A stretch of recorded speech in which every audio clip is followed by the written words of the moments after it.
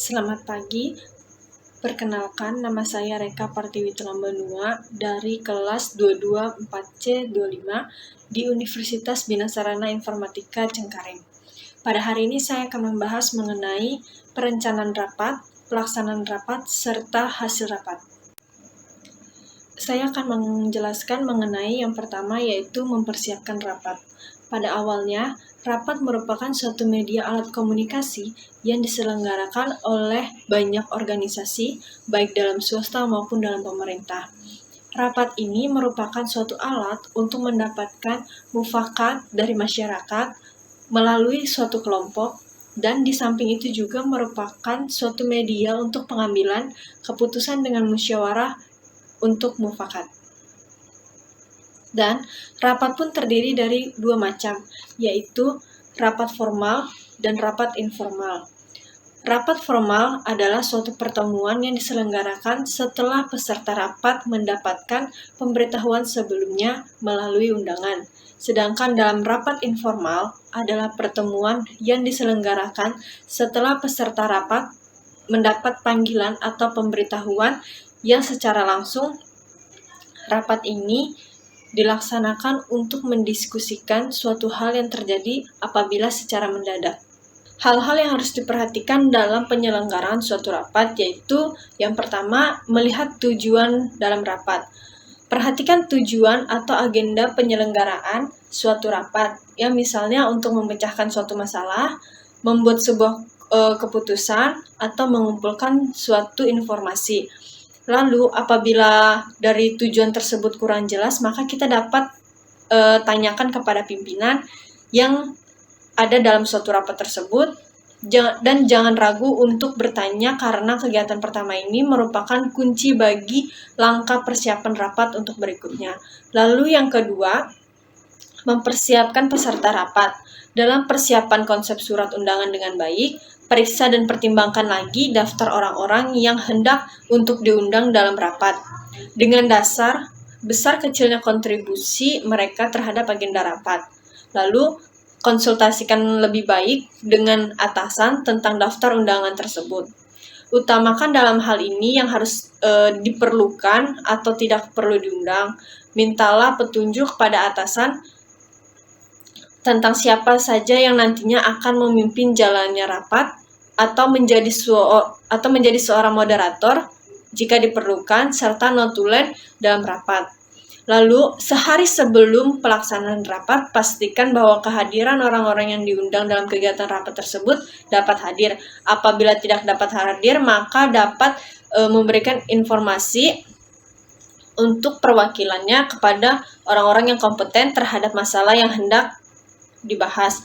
Lalu yang ketiga, mempersiapkan ruangan. Salah satu dari sekian banyak hal yang harus dilakukan dalam rapat adalah mempersiapkan ruangan, di mana ruangan tersebut dapat untuk keberlangsungan dalam rapat. Hal ini dilakukan sebelum rapat diselenggarakan atau rapat sebelum dimulai, dan sebelum undangan dikirim keluar atau disebarluaskan kepada peserta. Ruangan sebaiknya dipilih dengan nyaman dan sesuai dengan jumlah peserta yang hadir dalam rapat. Lalu, kita dapat menata tata letak meja dan kursi sesuai dengan keperluan rapat. Lalu yang keempat, membuat daftar acara. Dalam membuat daftar acara, apabila yang dibicarakan dalam pertemuan yang akan diselenggarakan telah ada, maka acara di dalam suatu pertemuan tersebut harus dibuat dan disusun secara sistematis dengan cara membuat suatu pokok acara dalam garis besar. Tunjuk orang yang akan duduk sebagai moderator bila diperlukan, lalu sertakan notulen dalam rapat. Rancang acara rapat ini sesingkat mungkin, dan kalau bisa sebelum makan siang atau jam istirahat siang, rapat sudah bisa diakhiri untuk menghemat biaya rapat. Sedangkan yang kelima yaitu mempersiapkan bahan rapat. Bersamaan waktu dengan mempersiapkan undangan kepada para peserta rapat, maka sekretaris harus juga mempersiapkan bahan yang dipergunakan dalam rapat atau pertemuan tersebut. Bahan-bahan itu dapat berupa acara agenda rapat, lalu beberapa hal yang perlu diperlukan, pada waktu itu hasil rapat yang bulan lalu harus disertakan, serta kertas-kertas dari para pekerja atau para peserta yang akan dibahas, dan lain-lainnya dapat dicantumkan dalam bahan rapat.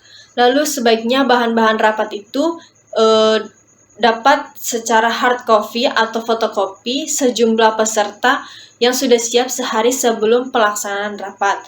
Kegiatan terakhir ini penting guna untuk memfokuskan peserta dalam kegiatan rapat yang sedang berlangsung. Lalu yang keenam yaitu mempersiapkan peralatan rapat. Contoh dalam mempersiapkan peralatan yaitu alat-alat yang biasa digunakan dalam rapat: papan tulis, spidol, flip card, overhead projector atau slide projector, LCD, tape recorder untuk menekan jalannya rapat jika diperlukan.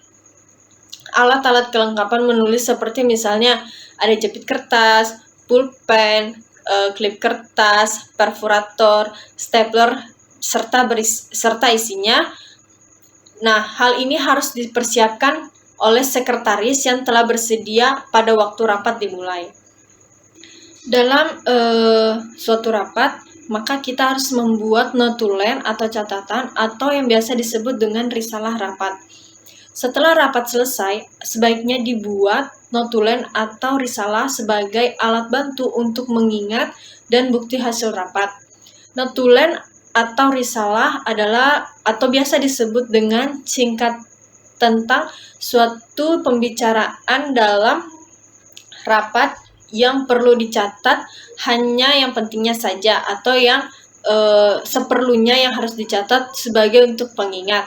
Nah, pada dasar penyusunan notulen terdiri dari judul atau topik atau yang akan dibahas, lalu yang kedua waktu dan tempat atau mulai dan berakhirnya suatu rapat, yang ketiga pemimpin rapat, lalu yang keempat jumlah yang diundang, peserta yang hadir ataupun yang tidak hadir.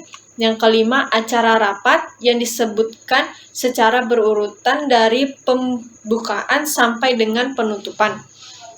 Lalu yang keenam, jalannya rapat. Yang ketujuh, tempat atau tanggal bulan dalam pelaksanaan rapat tersebut. Lalu yang kedelapan, tanda tangan pembuatan notulen oleh sekretaris. Lalu yang kesembilan, tanda tangan seorang pengesahan terhadap notulen oleh ketua rapat. Lalu ada pula beberapa hal yang harus diperhatikan dalam membuat notulen. Yang pertama, setiap apa yang dibicarakan hendaknya dibuat atau disebut dengan nama pembicaranya. Lalu yang kedua, bila rapat diselenggarakan secara berkala atau secara terus-menerus, maka notulen hendaknya memberikan nomor dalam rapat dan dicatat dalam catatannya tersebut. Lalu yang ketiga, setelah selesai rapat, bila perlu notulen disempurnakan dan disahkan untuk kemudian dibagikan kepada peserta rapat agar peserta rapat dapat mengetahui yang dijadikan bahan pemikiran selanjutnya. Lalu yang keempat, agar seluruh keputusan yang disepakati dalam rapat tersebut dapat dijadikan suatu pegangan atau kunci bersama, maka notulen perlu dijadikan sebagai bukti atau pedoman. Lalu yang kelima adalah keputusan yang telah disepakati hendaknya dicatat secara teliti dan diperiksa secara teliti. Lalu yang terakhir adalah waktu dimulai dan ditutupnya rapat hendak dicantumkan. Nah, berikut penjelasan mengenai rapat menurut saya. Terima kasih dan sekian.